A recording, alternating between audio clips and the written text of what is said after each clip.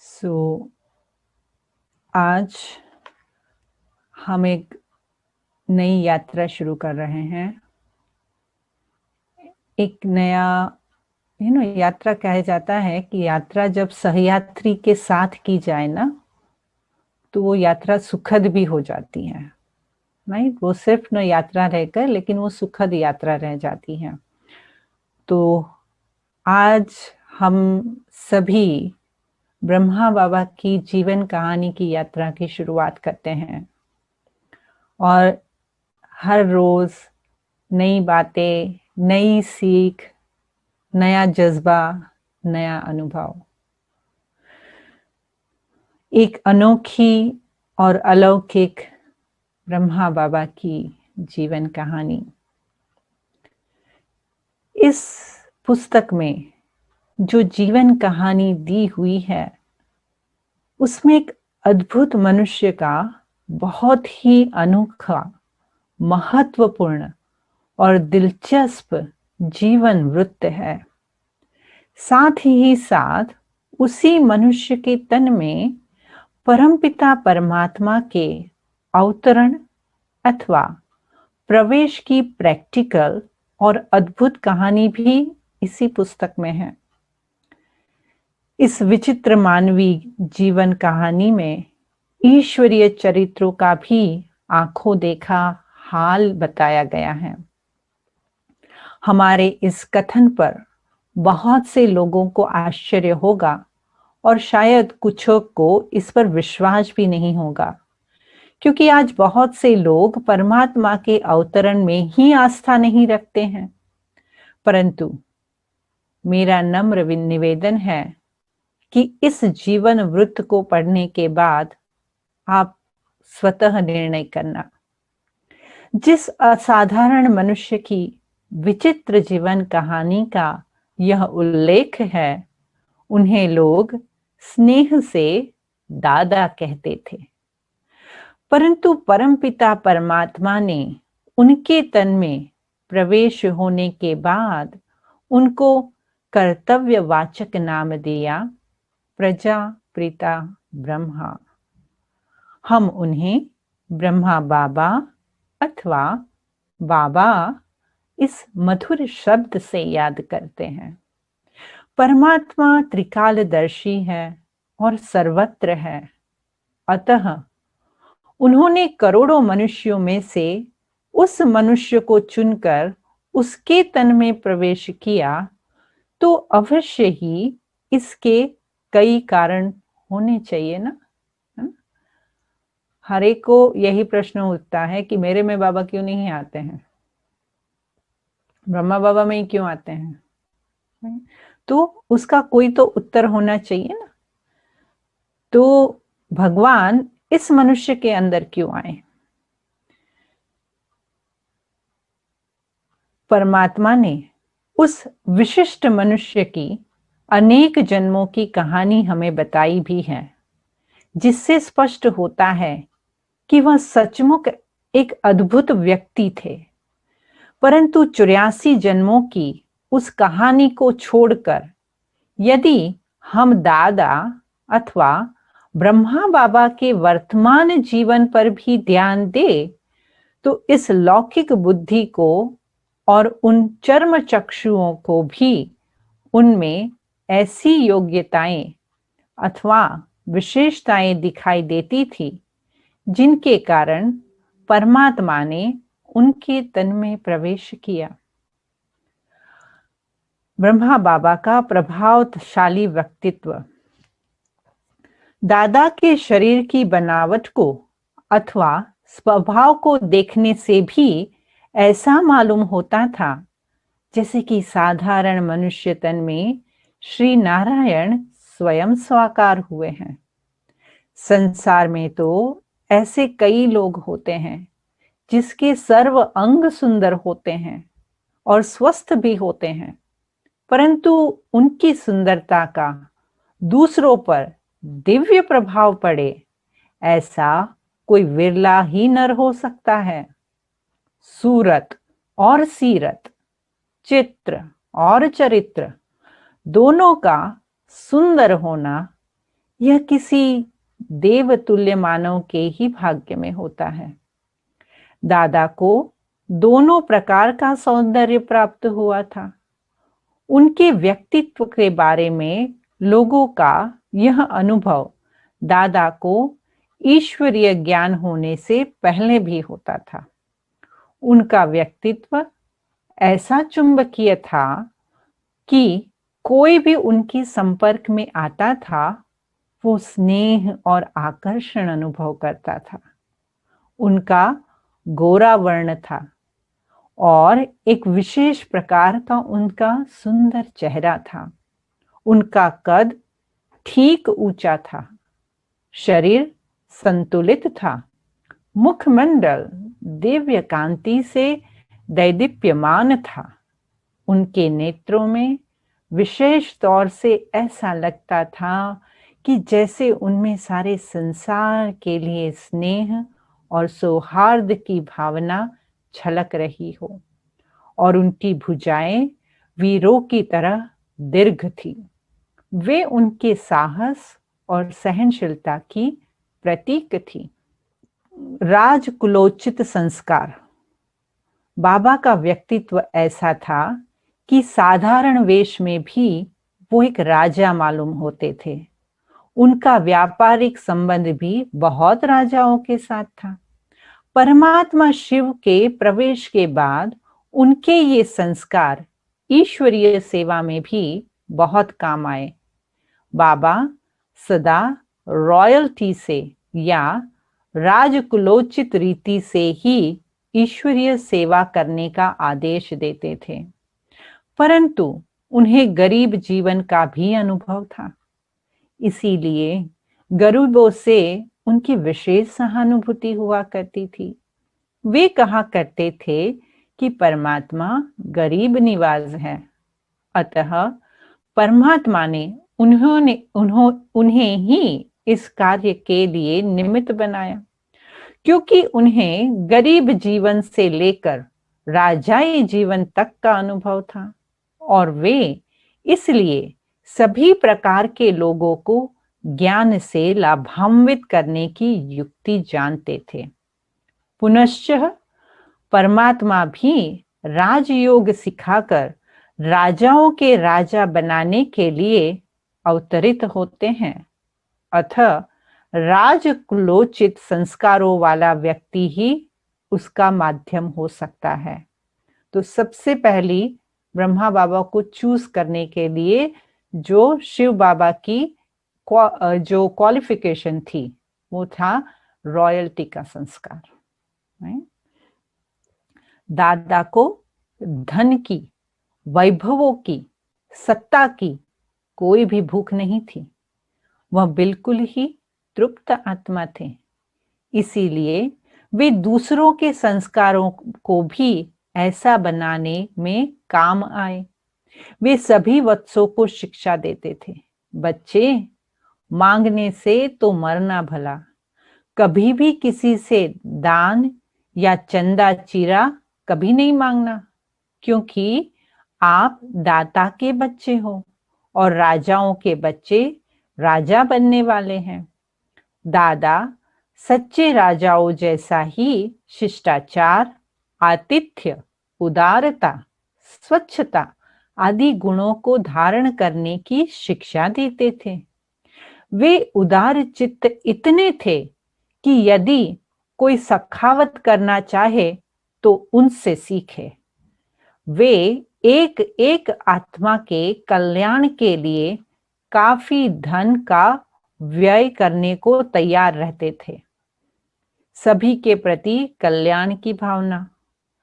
दादा में दूसरी विशेषता यह थी कि उनमें मन के सदा सभी के प्रति कल्याण की भावना बनी रहती थी। उनमें धर्म, जाति, देश, भाषा आदि के आधार पर कोई भेदभाव न था।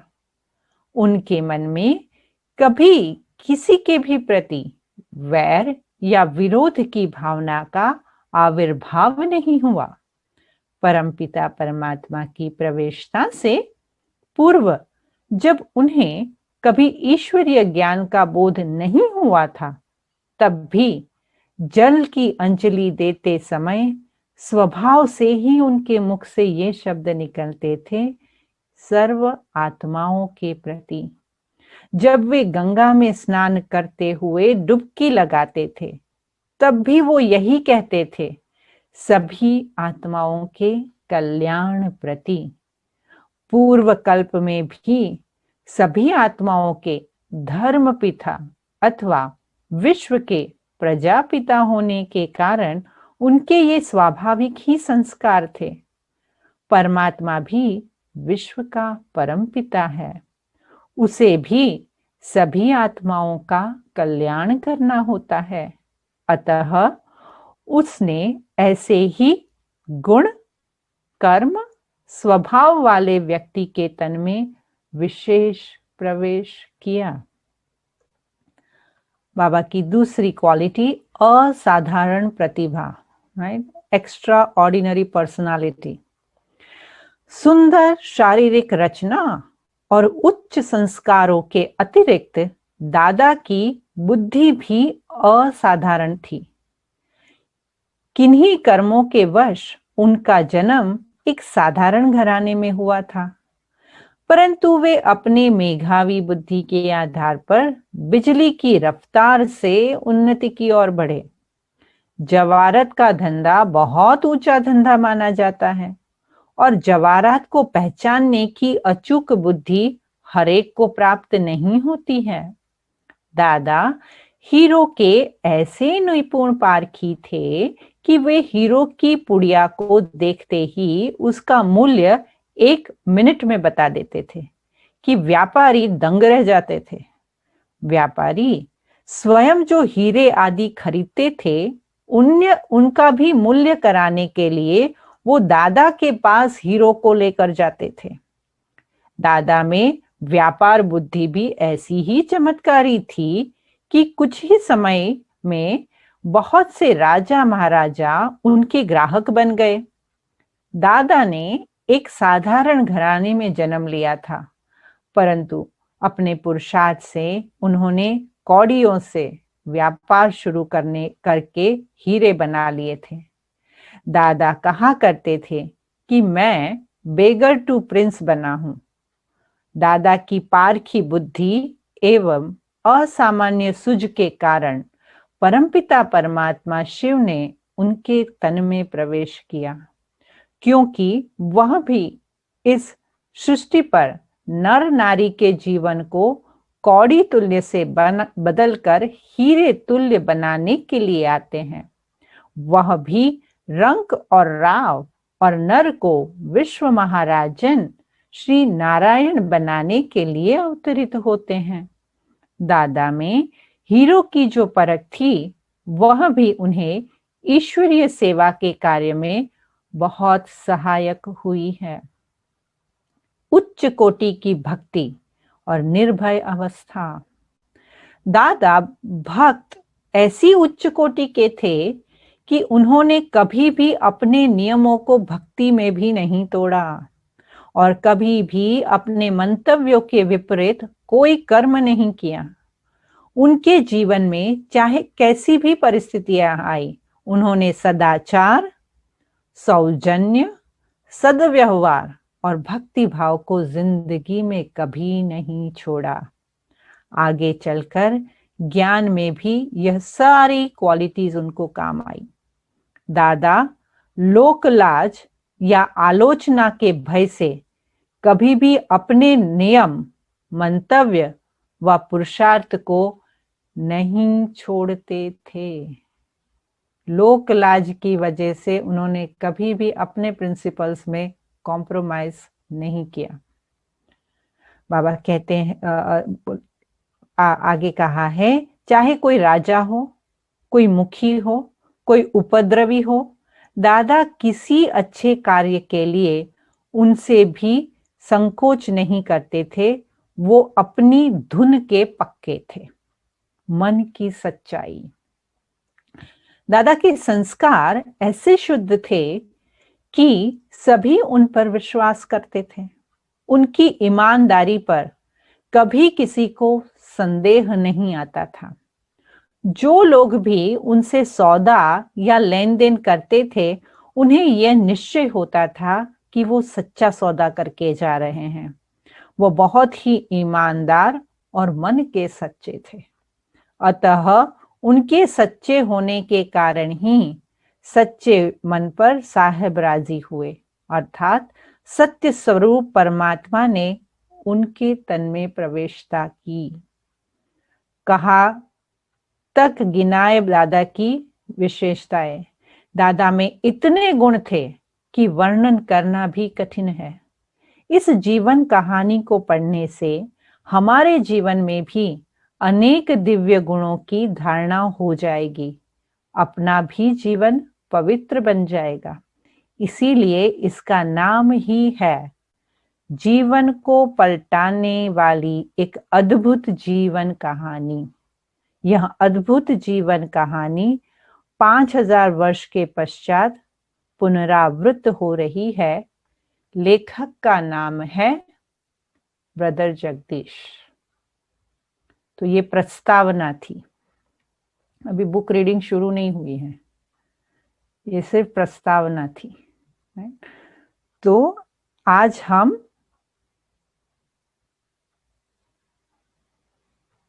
से हम पहला चैप्टर शुरू करते हैं, जीवन को पलटाने वाली एक जीवन कहानी। आज तक संसार में अनेकानेक विशिष्ट व्यक्तियों की जीवन कहानियां लिखी गई है। ऑटोबायोग्राफी पढ़ना लोगों को पसंद आता है, राइट? तो ये ऑटोबायोग्राफी है। तो बाबा कहते हैं कईयों की कहानी जो है, जगदीश भाई कहते हैं कि लिखी गई है, परंतु लेखमाला में एक ऐसे अनोखे मानव का जीवन वृत्तांत दिया गया है जिसके जीवन में एक अनुपम और अद्वैत परिवर्तन आया और जिसने अपने जीवन को संपूर्ण रीति से प्रभु के अर्पण करके प्रभु से सर्वस्व पा लिया। इसमें एक ऐसी निराली आत्मा के जीवन का उल्लेख है जिस आत्मा ने संसार में एक ऐसा कार्य किया जो अन्य कोई भी मानव कर नहीं पाया। यह जीवन कहानी क्या है? यह नर से श्री नारायण अथवा मनुष्य से फरिश्ता बनने का एक मनोहर वृत्तांत है जिसे हमने वर्तमान जीवन में अपनी आंखों से देखा है। इस जीवन कहानी के साथ संसार के इतिहास के बहुत ही महत्वपूर्ण वृत्तांत भी जुड़े हुए हैं और इसके एक भाग के साथ स्वयं दुखहर्ता सुख करता परमपिता परमात्मा के भी दिव्य चरित्र संबंधित है। इसमें वर्णित वृत्तांतों ने संसार को एक नया दिशा निर्देश दिया है और अनेकानेक नर नारियों के जीवन को महान बनाया है। अतः स्वाभाविक है कि इस जीवन कहानी को पढ़ने से मनुष्य के जीवन को एक नया मोड़ मिल जाता है और सच्ची शांति तथा अपार आनंद की अनुभूति की चाबी उसके हाथ लग जाती है। बात लगभग कहानी शुरू होती है अब। बात लगभग 60 वर्ष पहले की है, जब सिंध में हिंदू समाज की धार्मिक दिशा बहुत ही बिगड़ चुकी थी। कई शताब्दियों से मुसलमानी, क्रिश्चियनी अथवा पाश्चात्य सभ्यता का प्रभाव पड़ने के कारण हिंदू लोगों का खान पान तमोप्रधान अथवा भ्रष्ट हो चुका था। शराब और मांसाहार का आम रिवाज हुआ करता था। लोग भक्ति करते थे, परंतु जितना पूजा पाठ करते थे उतना ही घर में धन के लिए लोभ, व्यापार में छल कपट, व्यवहार में क्रोध, घर में मोह तथा मन में वासना भरी हुई होती थी।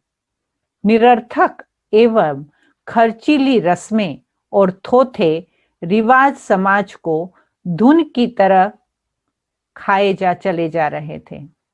पुजारी, पंडित और उपदेशक लोगों ने धन बटोरते थे, परंतु वे उनके घर गृहस्थ को पवित्र, सदाचार युक्त एवं शांति संपन्न बनाने वाला वास्तविक ज्ञान नहीं देते थे, क्योंकि वे केवल कर्मकांडी और शास्त्र पाठी ही बन गए थे। यद्यपि लोगों के पास धन था, तथापि उनका घरेलू रिवाज मनोविकारों और अशांति के कारण तथा सात्विकता के अभाव के कारण नरकमय बन चुका था। माताओं की दशा विशेष तौर पर चिंताजनक हुआ करती थी। उनका स्थान केवल घर और बाल बच्चों को संभालने वाली दासी के जैसा ही था, तथा वे अपने पति की वासना तृप्ति क्या ही साधन रह गई थी। चाहे पति शराबी हो, कबाबी हो और विषय वासना में डूबा रहता हो, परंतु स्त्री के लिए वो परमेश्वर और गुरु मानने के योग्य समझाया जाता था। व्यापारी वर्ग के लोगों के यहाँ कन्याएं प्रायः अशिक्षिता सी ही रहती थी और माताएं प्रायः बड़े बड़े घूंघटों में मुंह छिपाकर शादी आदि रस्मों में सम्मिलित होती थी। या तो वे प्रायः घर की चार दीवारी में विशेष वेशभूषा में ही रहती सहती थी। उन्हें पुरुषों के बाएं पांव की एड़ी माना जाता था। उन्हें धर्म प्रचार का प्रायः कोई अधिकार नहीं था, नहीं उन्हें सन्यासियों की तरह ब्रह्मचर्य व्रत पालन करने का कोई हक भी था। घोर कलयुग की इस वेला में सभी आत्माएं अपने विकारी संस्कारों अथवा कर्मों की बेड़ियों में बंधी हुई थी। सभी लोग अज्ञान निद्रा में मूर्छित से हुए पड़े थे और कहीं भी प्रकाश की एक किरण भी दिखाई नहीं देती थी। ब्रह्मा की रात्रि का यह अत्यंत अंधकारमय पल चल रहा था। ऐसे वातावरण में सिंध हैदराबाद में एक निराले व्यक्तित्व थे, जिन्हें लोग स्नेह से दादा कहते थे। उनका पूरा नाम दादा लेखराज था। यूं तो वे साधारण थे, परंतु फिर भी उनमें बहुत विशेषताएं थी। यदि कहीं 100 व्यक्तियों के बीच वो जा रहे हो, तो वे सभी से न्यारे और प्यारे प्रतीत होते और झट पहचानने में आ सकते थे, क्योंकि उनकी आकृति, प्रकृति, उनके कद, बुद्ध और व्यक्तित्व में एक अवर्णनीय मनमोहकता थी और उनके व्यवहार में विशेष मधुरता और मृदुलता थी।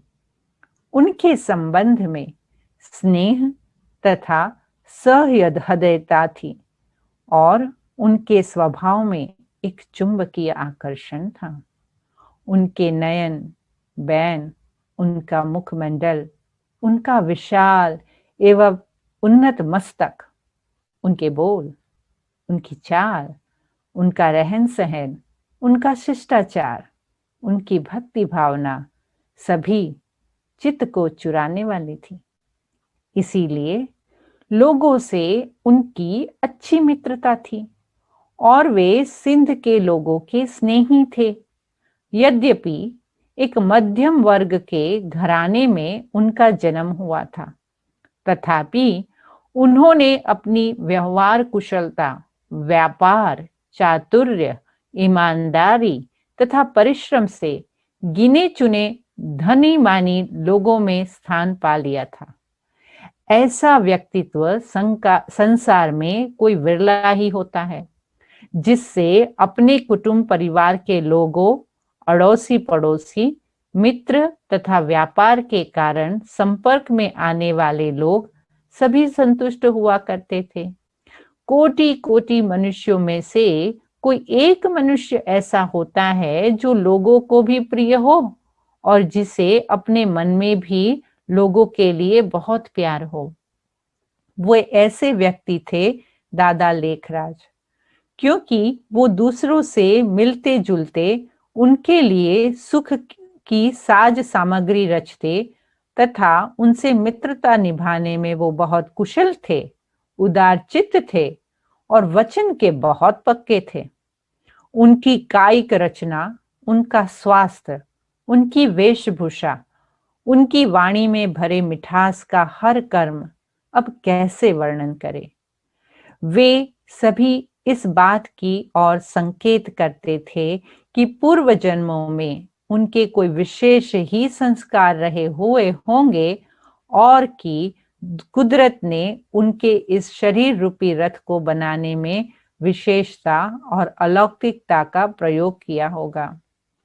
जिन लोगों ने उन्हें एक बार देख लिया अथवा जो भी उनके एक बार संपर्क में आ गए, वे ऐसा अनुभव करते थे कि दादा उनके भी संबंधी है, अथवा मन में सोचते थे कि क्या ही अच्छा होता यदि वे दादा उनके निकट के कुटुंबी होते। दादा लेखराज का जन्म 1876 में सिंध के कृपलानी कुल में एक वल्लभाचारी भक्त के यहाँ हुआ था। उनके लौकिक पिता एक स्कूल में प्रधान अध्यापक थे, परंतु दादा अपनी चमत्कारी बुद्धि और अथक पुरुषार्थ द्वारा गेहूं के एक छोटे व्यापारी से उठकर एक प्रसिद्ध जौहरी बन गए थे। उन्होंने हीरे जवाहरों की अचूक परख थी। अपने इस व्यापार के कारण राजाओं महाराजाओं, धनाढ्य व्यक्तियों तथा तत्कालीन वाइसरॉय आदि से भी उनका मेल मिलाप हुआ करता था और नेपाल के राज्यकुल तथा उदयपुर के महाराजा का तो उन्हें विशेष आतिथ्य और स्नेह सम्मान प्राप्त था और वे उनके राज दरबार में भी आमंत्रित हुआ करते थे। इस विषय में ब्रह्मा कुमारी ब्रिजेंद्रा दादी जी, जो कि लौकिक नाते से दादा की बहू थी और जिनका लौकिक नाम राधिका था और जो प्रजापिता ब्रह्मा कुमारी ईश्वरीय विश्वविद्यालय के महाराष्ट्र जोन की इंचार्ज थी, ये उनकी लेखत है। उनके संपर्क में आने वाले राजाओं का उनमें इतना विश्वास हुआ करता था कि उन्हें दादा को खुली छुट्टी देकर रखी थी कि वह कभी भी राजमहल में सीधे अंदर आ सकते हैं। उन्हें सेक्रेटरी आदि को सूचना देने की या पहले से राजा की आज्ञा लेने की भी आवश्यकता नहीं है।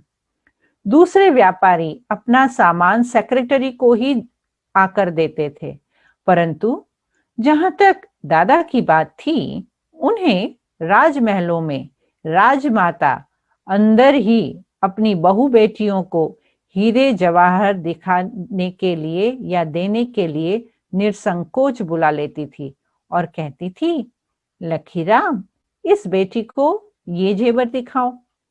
राजमहलों के वासी दादा की धर्मनिष्ठा और उनके स्वभाव अथवा व्यवहार से परिचित हो चुके थे।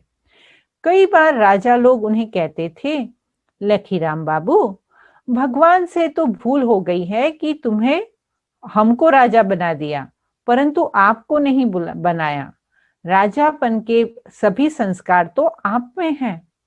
परंतु वास्तव में भगवान ने भूल नहीं की थी, क्योंकि वे राजे तो एक ताज वाला राजा थे, जबकि भगवान ने दादा को तो 2 ताज, प्रभामंडल का भी और स्वर्ण मुकुट वाला देवी राजा बनने का पुरुषार्थ कराया। राजा लोग उन्हें इतना सम्मान देते थे कि वे दादा को विशेष निमंत्रण भेजते थे और दादा के पधारने पर उनको विशेष स्थान मान देते थे तथा उनका आतिथ्य करते थे। एक बार हम लोग उदयपुर के महाराज के निमंत्रण पर उनके राजमहल में ठहरे हुए थे। राजा का दरबार लगने वाला था। दादा गैलरी में बैठे हुए थे। राजा ने देखा कि दादा अकेले बैठे हैं। उनकी युगल पत्नी और उनके परिवार के अन्य सदस्य भी साथ ही बैठे थे। दादा की युगल जशोदा का यह विचार था कि हम श्रीनाथ द्वारे में दर्शन करके आए। इसीलिए वह गैलरी में नहीं आई थी, नहीं हम आए थे। राजा ने दरबार शुरू नहीं होने दिया और वजीर को विशेष तौर पर दादा के परिवार को आमंत्रित करने के लिए भेज दिया। जब हम आए तब राजा ने स्वागत किया, बैंड बाजे बजे और तब दरबार चालू हुआ। तब राजा ने वजीर को प्रोग्राम दिया कि उनको श्रीनाथ द्वारे ले जाने की व्यवस्था हो। रास्ते में हमें ड्राइवर ने बताया कि राजा ने आपकी खास मेहमान निवाजी की है, वरना इस प्रकार कभी जीवन में राजा का दरबार रुका नहीं है। औपचारिक रीति से दादा ने कोई बहुत शिक्षा प्राप्त नहीं की थी, परंतु अभ्यास से उन्हें सिंधी का अच्छा मुहावरा था। वे हिंदी के धर्म ग्रंथों का सहज ही अध्ययन करते थे। वे गुरुमुखी के ग्रंथ साहब अच्छी तरह समझ लेते थे और अंग्रेजी में समाचार पत्रों को पढ़ा करते थे। उन्हें पत्र लिखने में विशेष कुशलता प्राप्त थी। वो अच्छे साहित्य एवं कला की उन्हें पैनी पहचान थी। आपने व्यावहारिक जीवन में भी वे अपनी ही सूझ से जेवरों के नए नए डिजाइन्स बनाते थे। वे इस कार्य में किसी की भी नकल नहीं करते थे। दादा बचपन से ही श्री नारायण के अनन्य भक्त थे। श्री नारायण की स्मृति उन्हें अपनी इतनी प्रिय लगती थी कि वे अपने पूजा पाठ के कक्ष में अतिरिक्त श्री नारायण का चित्र अपने शयनागार माना बेडरूम में और अपने सिराने के नीचे भी रखते थे, माना तकिए के नीचे। उनकी तिजोरी और जेब में भी श्री नारायण का चित्र रखा जाता था, ताकि दिन भर जिधर भी वो देखे, जहां भी उनका हाथ पड़े, वहां श्री नारायण उसके सामने आ जाए। बाजार में भी श्री नारायण को छपे हुए चित्र प्राय मिलते थे। उनमें भी श्री नारायण को लेटे हुए और श्री लक्ष्मी को उनके चरणों की दासी की तौर पे नारायण के पांव दबाते हुए चित्रित किया हुआ होता था। दादा को ये चित्र बिल्कुल पसंद नहीं था, क्योंकि वे इस चित्र को ऐसे समाज का प्रतीक मानते थे जिसमें स्त्री को गौण दासी जैसा अर्थात तिरस्कार युक्त स्थान दिया जाता था। दादा स्त्री के स्थान को पुरुषों के स्थान से गौण नहीं मानते थे। इसीलिए वे चित्रकार को ऐसा चित्र बनवाने को कहते थे जिसमें लक्ष्मी का दासी भाव अंकित न हो। दादा का भक्ति भाव इतना परिपक्व था कि व्यापार या घर की कैसी भी परिस्थिति हो, वे एक दिन भी भक्ति और पाठ के नित्य नियम से नहीं चूकते थे। चाहे वे रेल यात्रा पर गए हो, चाहे तो भी वो श्रीमद् भगवत गीता का पाठ अवश्य करते थे, क्योंकि गीता में उनकी अनन्य श्रद्धा थी। दादा की श्रद्धा भक्ति के बारे में ब्रह्मा कुमारी ब्रिजेंद्रा दादी जी लिखती है कि जिन राजा महाराजाओं अथवा धनाढ्य व्यक्तियों के साथ दादा हीरे जवाहरात का व्यापार करता था, वे कई बार उनके यहाँ अतिथि बनकर आते थे और उनकी गाड़ी के पहुंचने का समय कई बार वही होता था। परंतु फिर भी दादा भक्ति और पाठ को नहीं छोड़ते थे। दादा का खान पान और रहन सहन बहुत ही सात्विक जैसा था। वह कभी वे मित्रों को भोज या पार्टी देते हैं तो उसमें सिगरेट, शराब आदि की गंध भी नहीं होती थी। दादा द्वारा दिए गए भोज में सम्मिलित होने वाले राजा अर्थात रईस लोग कई बार सिगरेट शराब आदि को न पाकर विनोदपूर्ण लहजे में कहते थे, दादा आपकी तो पार्टी फीकी है। परंतु दादा मुस्कुराते हुए उत्तर देते थे, आपके लिए हम अपना धर्म छोड़ी ही भ्रष्ट कर देंगे। आप तो हमें कागज के नोट देते हो, परंतु हम तो उनके बदले आपको हीरे देते हैं। ये सुनकर वो लोग भी हंस पड़ते थे।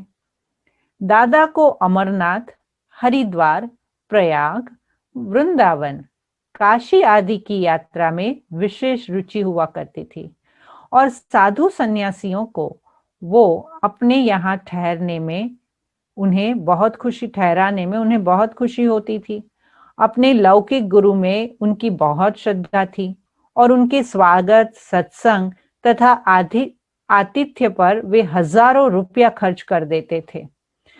वे गुरु की आज्ञा को इतना महत्व देते थे। इस पर ब्रह्मा कुमारी विजेंद्र दाती कहती है, उन दिनों दादा की अपनी गुरु में बहुत भावना होती थी। एक बार गुरु अपनी बहुत बड़ी शिष्य मंडली लेकर दादा के घर पर आए। दादा ने बहुत ही आदर से उनका स्वागत सत्कार किया। उनमें गुरु भक्ति इतनी थी कि उन्होंने गुलाब जल की बोतलों की कई पेटियां मंगवाई।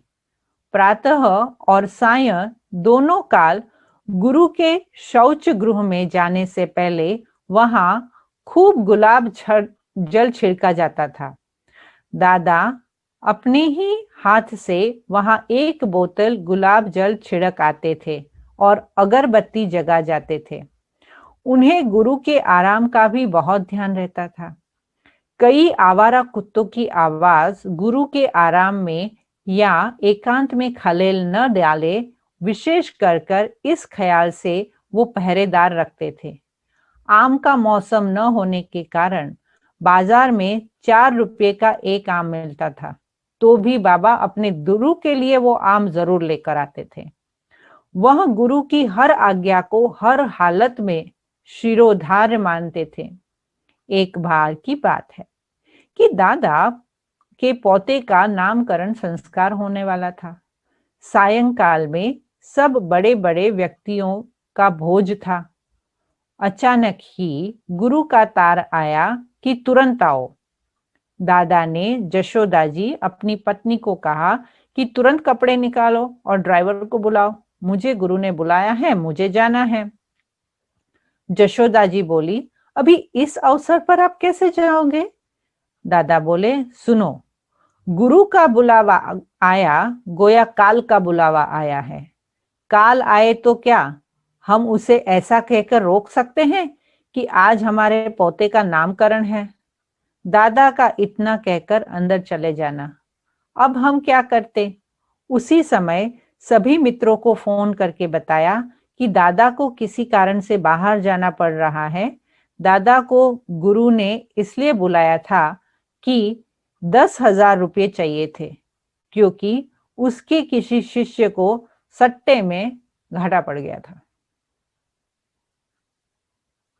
How he must have felt, right? वो अपने बच्चे का नामकरण छोड़कर गया और गुरु ने क्यों बुलाया? क्योंकि उसके शिष्य का उसको पैसा चाहिए था, क्योंकि उसका शिष्य का घाटा पड़ गया था। दादा स्वभाव से बहुत दानी थी।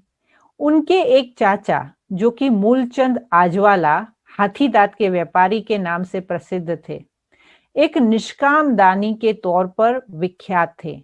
उनके जीवन काल में भी दादा भी उनकी कोठी पर जाकर बैठते थे और पंडित लोगों को दान करते थे। इस परोपकार के कार्य में दादा अपने चाचा के अच्छे सहयोगी थे। दादा में भक्ति के संस्कार इतने पक्के थे कि चाहे कैसा भी अवसर क्यों न हो, उनके कर्मों में भक्ति की झलक स्पष्ट दिखाई देती थी। उन्होंने जब अपनी लौकिक पुत्रियों, मतलब अपनी बेटियों का तथा भतीजी का विवाह किया, तो उन्हें दहेज में हीरे, सोना और लाखों का सामान देने के अतिरिक्त श्रीमद् भगवत गीता तथा चांदी का एक सुंदर मंदिर भी विशेष सौगात के रूप में दिया, ताकि वर और वधू के जीवन में भी भक्ति भावना बनी रहे। वे शादी के अवसर पर भी अपने लौकिक गुरु को आमंत्रण दिया करते थे और शादी को भी एक सत्संग का रूप देते थे, अर्थात उस अवसर पर भी वातावरण को धार्मिक बना देते थे तथा अन्य लोगों की तुलना में उसे निराले ढंग से संपन्न करते थे। भावना का परिचय, दादा की भक्ति की भावना का परिचय इससे मिलता है कि लाखों पति होते हुए भी तथा लौकिक दृष्टि से एक प्रसिद्ध कृपलानी कुल के होते हुए भी उन्होंने अपनी एक पुत्री, जिसे वो प्यार से पुट्टू के नाम से याद करते थे, उसका विवाह बोधराज नामक एक ऐसे व्यक्ति से किया जो कि स्कूल में मुख्य अध्यापक थे, परंतु एक साधारण परिवार के थे।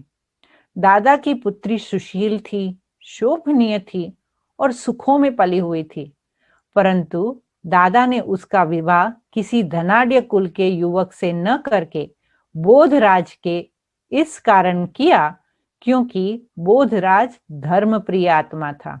वे चिदाकाशी मठ में अपनी लगन के लिए विशेष रूप से योगीराज नाम से प्रसिद्ध हुआ करते थे। अतः दादा ने अपने परिवार में भक्ति का वातावरण बनाने के लिए यह कदम उठाया। हालांकि उनके इस कार्य से उनके कुल में बहुत ही हलचल पैदा हुई और बहुत से लोगों में यह चर्चा का विषय बन गया कि दादा ने अपनी ही ऊंची कुल को छोड़कर बाहर के एक साधु तुल्य व्यक्ति के साथ अपनी बेटी की शादी क्यों की। दादा की पत्नी तो कृष्ण की अनन्य भक्तिन थी। उनकी बहू में भी भक्ति के बहुत पक्के संस्कार थे और विपुल धन होते हुए भी दादा में ऐश अथवा विलासता के रिंचक मात्र भी संस्कार नहीं थे, बल्कि उनके जीवन में एक नितांत भद्र, सुशील एवं धर्मप्रिय व्यक्ति की भासना आती थी। ब्रह्मा कुमारी मनोहर इंदिरा जी, जो कि वर्तमान समय ज्ञान सरोवर आबू पर्वत की इंचार्ज है, बोधराज के साथ दादा की पुत्री के विवाह के प्रसंग में एक बात बताती है। मैंने दादाजी और उनके लौकिक परिवार को कई बार देखा था। दादाजी का एक मकान मेरे मकान के पास ही था। दादा का एक लौकिक पुत्र, जिसका नाम नारायण है, मेरे लौकिक भाई के साथ पढ़ता था। दादाजी की अपनी लौकिक पुत्री पुट्टू का विवाह जब बोधराज से हुआ था, तब मैंने उसे अपनी आंखों से देखा था। उस विवाह की विशेषता यह थी कि उसमें शोर, कोलाहल, स्थूलता और घोर संसारिकता देखने में नहीं आई, बल्कि वह विवाह ऐसा लगता था जैसे कि कलयुग में किसी देवी देवता का विवाह हो रहा हो। उस समय के दृश्य का मेरे मन पर बहुत प्रभाव पड़ा। मेरे मन में यह विचार इसलिए उठा कि मुझे आज दादा के कुटुंब का सात्विक सा वातावरण मेरे मन को बहुत भाता था। इस प्रकार का जीवन था दादा का। कलकत्ते में उनकी हीरो की दुकान थी और बंबई में भी थी। वे जवाहरात के व्यापार के सिलसिले में आते जाते रहते थे। कलकत्ते और बंबई के अतिरिक्त उनका एक मकान हैदराबाद में भी था, जहां पर वे बहुत समय से रहते थे। इन तीनों स्थानों पर उनका जीवन अब राजकुल के जैसे सुख से व्यतीत हो रहा था। यद्यपि दादा में प्रभुनिष्ठा, दानवीरता आदि की विकसित भावना थी, तथापि अभी घर छोड़कर वानप्रस्थी होने का उन्हें संकल्प कोई भी नहीं था। जब दादा की आयु लगभग 60 वर्ष की हुई तो उनकी पत्नी, जिनका नाम जशोदा था, उन्होंने उसे कहा, अब तो हमें वानप्रस्थ होकर किसी एकांत स्थान पर बैठ जाना चाहिए। परंतु दादा ने उन्हें कहा, अभी ठहरो, अभी इतने लाख रुपए कमाए हैं, अभी इतने लाख और कमा लेने दो, फिर हम वानप्रस्थी हो जाएंगे। दादा धन कमाने में बहुत सिद्धहस्त थे और उनका विचार था कि 2-4 वर्ष तक धन कमाकर फिर खूब दान भी करेंगे और जीवन की बाकी दिन निराधार होकर भक्ति में गुजारेंगे। परंतु नर के मन कछु और है, साहब के मन और। अनायास ही किसी ईश्वरीय योजना के अनुसार दादा की मनोवृत्ति संसार से उपराम हो गई। उन्हें अंतर्मुखता का अनुभव होने लगा। उन्हें एकांत ही प्रिय लगने लगा। वे मनन चिंतन में लगने लगे। एक दिन ऐसा आया जब वे बंबई के बाबुलनाथ मंदिर के सामने वाले अपने घर के विशाल आंगन में हो रहे सत्संग में बैठे थे, तो उन्हें एक निराला ही आंतरिक अनुभव होने लगा। वे सत्संग के स्थान से उठकर अपने एक कमरे में चले गए। वहां बैठे हुए वे एक अलौकिक नशा सा अनुभव करने लगे। उन्हें शरीर का भान ही नहीं रहा। उस अवस्था में उन्हें सबसे पहले विष्णु चतुर्भुज का दिव्य साक्षात्कार हुआ। दादा ने सोचा कि गुरु ने ही ये साक्षात्कार करवाए होंगे, इसीलिए उन्होंने अपने गुरु के पास जाकर बहुत खुशी से यह सारा वृत्तांत सुनाया। परंतु गुरु के हाव भाव से उन्होंने समझा कि गुरु इन बातों से बिल्कुल ही अपरिचित है और दिव्य साक्षात्कार कराना इनकी सामर्थ्य के बिल्कुल बाहर की बात है। अतः उनका मन अब परमपिता परमात्मा की ओर मुड़ा, जो ही वास्तव में सबका सद्गुरु है। बाबा के मन में निश्चय हुआ कि दिव्य दृष्टि और दिव्य बुद्धि का दाता केवल परमात्मा ही हो सकता है और उस एक को ही सच्चा गुरु मानना चाहिए। उन्हें महसूस हुआ कि परमपिता परमात्मा ने ही उन्हें दिव्य चक्षु रूप वरदान में दिए हैं। ज्योतिर्लिंगम शिव का तथा कलयुगी सृष्टि के महाविनाश का फिर उन्हें साक्षात्कार हुआ। कुछ समय के बाद दादा वाराणसी में चले गए। वहां वे अपने एक मित्र की वाटिका में बैठकर मनन किया कर रहे थे। वहां एकांत में बैठकर जब वे प्रभु चिंतन करते थे तो उन्हें नित्य नए अनुभव और कई दिव्य साक्षात्कार हुआ करते थे। तब वे अपने घर में जो पत्र लिखा करते थे उससे यह बात स्पष्ट मालूम होती थी।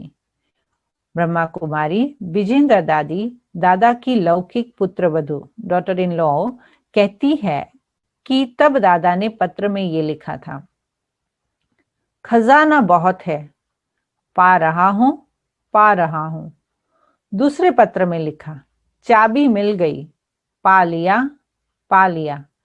इस प्रकार के 5 पत्र दादा ने हम लोगों को लिखे थे। उन्हीं दिनों दादा को अनेक अलौकिक अनुभव होते थे।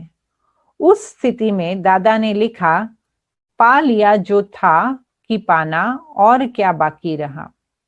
एक दिन दादा को निराकार ज्योतिर्लिंगम शिव परमात्मा का साक्षात्कार हुआ तथा कलयुगी सृष्टि के महाविनाश का साक्षात्कार भी हुआ। दादा ने देखा कि बहुत ही भयंकर बम बनाए गए हैं। उनके विस्फोट से असह्य अग्नि निकल रही है। उन्हें आभास हुआ कि 5000 वर्ष पहले महाभारत युद्ध में जिन अस्त्रों शस्त्रों का प्रयोग हुआ था और जिन्हें महाभारत ग्रंथ में अग्निबाण, ब्रह्मास्त्र और मुसल कहा गया था, ये वही अस्त्र शस्त्र है और इन्हीं के द्वारा अमेरिका और यूरोप वासी लोगों का विनाश हो रहा है। दादा को जिन दिनों यह साक्षात्कार हुआ उन दिनों अभी अमेरिका में एटम और हाइड्रोजन बॉम्ब हिरोशिमा और नागासाकी पर नहीं फेंके गए थे, बल्कि तब वैज्ञानिक लोग प्रयोगशाला में ही उन पर अभी तो प्रयोग कर रहे थे। तभी रशिया और अमेरिका आपस में मित्र राष्ट्र थे और जर्मनी और जापान के विरुद्ध उनका संयुक्त मोर्चा चल रहा था। तब दादा को परमपिता परमात्मा ने दिव्य चक्षु देकर यह अग्रिम साक्षात्कार कराए थे कि आगे चलकर ये दोनों देश के एक दूसरे के शत्रु बन जाएंगे और एक विश्व युद्ध होगा जो कि अंतिम विश्व युद्ध होगा। इसमें इन अस्त्रों शस्त्रों के प्रयोग से बहुत ही थोड़े समय में एक अग्नि ज्वाला में भारत से बाहर दूसरे देशों में महाविनाश होगा। दादा ने गीता प्रसिद्ध अर्जुन की भांति यह भी साक्षात्कार किया कि सृष्टि में महाविनाश होने के परिणाम स्वरूप करोड़ों आत्माएं परम धाम को वैसे ही लौट रही है जैसे पतंगे आकाश की ओर लपकते जाते हैं। दादा ने दिव्य दृष्टि द्वारा भारत में विकराल गृह युद्ध का और प्रकृति के प्रकोपों का भी अग्रिम साक्षात्कार किया। विनाश के ये अत्यंत डरावने दृश्य देखकर दादा कांपने लगे। दादा ने देखा कि यह बहुत बड़ी बाढ़ आ रही है। जीव प्राणी अत्यंत भयभीत होकर जान बचाने के लिए इधर उधर भाग रहे हैं, परंतु वो बच नहीं पा रहे हैं। कहीं पर अग्नि अपना वहां विकराल रूप धारण करके नगरों और जीव प्राणियों को भस्मसात करती जा रही है, कहीं पर वह धमाके से खूब मूसलाधार वर्षा हो रही है, तो कहीं पर पृथ्वी कंपायमान होकर फट सी रही है। और यह सब जगह लोग हाहाकार कर रहे हैं और प्राणों की रक्षा के लिए यहाँ वहां भाग रहे हैं, परंतु लोग पारस्परिक युद्धों तथा प्राकृतिक प्रकोपों से बच नहीं पा रहे हैं। दादा, जिनकी आंखों से कभी किसी ने आंसू नहीं देखे हैं, कि आंखों से वो अश्रुधारा बह रही थी और वो कह रही थी, प्रभु अब बस कीजिए प्रभु, इतना भयंकर विनाश, अब मुझे अपना मोहिनी रूप दिखाइए। तो आज हम यही रुकते हैं और इस कहानी का दूसरा भाग हम कल पढ़ेंगे।